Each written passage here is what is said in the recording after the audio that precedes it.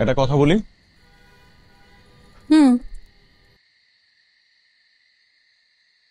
এই দেশের গান, এই ভাষার গান না জেনে যতই চর্চা করুক একটা মানুষ, কখনোই ভালো মিউজিশিয়ান হতে পারবে না। সেটা কেউই পারেনি কখনো। আসলে রুটটা জানতে হয়। আমি কি মিউজিশিয়ান? আমি জানি না। হতে চান তো? চান না? নিশ্চয়ই চান।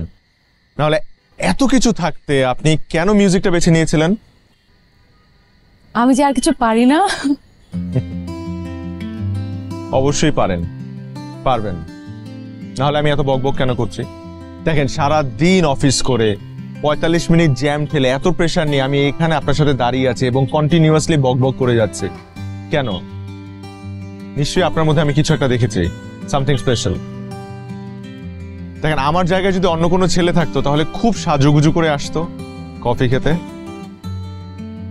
সাজুগুজু করার ছেলে আমার একদম পছন্দ না। ভেরি গুড, পছন্দ হওয়া উচিত না।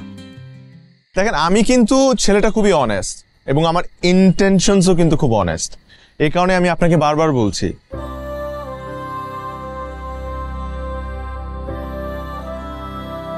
সঞ্চারী, এত চিন্তার কিছু নেই। আমি যেহেতু আপনাকে রেকমেন্ড করছি, আপনার দায়িত্ব আমার। আমি হেল্প করব, আপনাকে হেল্প করব অবশ্যই। দেখেন, বাংলা গান শেখার জন্য এবং শোনার জন্য যা যা প্রয়োজন সেটা আমি প্রোভাইড করব, আমি কথা দিচ্ছি। আপনি ট্যালেন্টেড আছেন, আপনি কোনো না কোনো ভাবে ক্যাচ করে ফেলতে পারবেন। কি রকম? আগে বাংলা গান শোনেন, গান তৈরি হোক, বাংলা গান শোনার জার্নিটা মাথায় বসুক। কি দিয়ে শুরু করব? রবীন্দ্রসঙ্গীত? রবীন্দ্রনাথের আগেও বাংলা গান ছিল। বৈষ্ণব পদাবলী, কীর্তন, পাঁচালী, বটতলার গান, কবি গান, বাউল গান, আরো কত কিছু। কি অবস্থা দেখেন, নিজেদের গানের ব্যাপারে জ্ঞান একদম শূন্য। গান জ্ঞান দুটাই হবে, কিন্তু সময় দিতে হবে।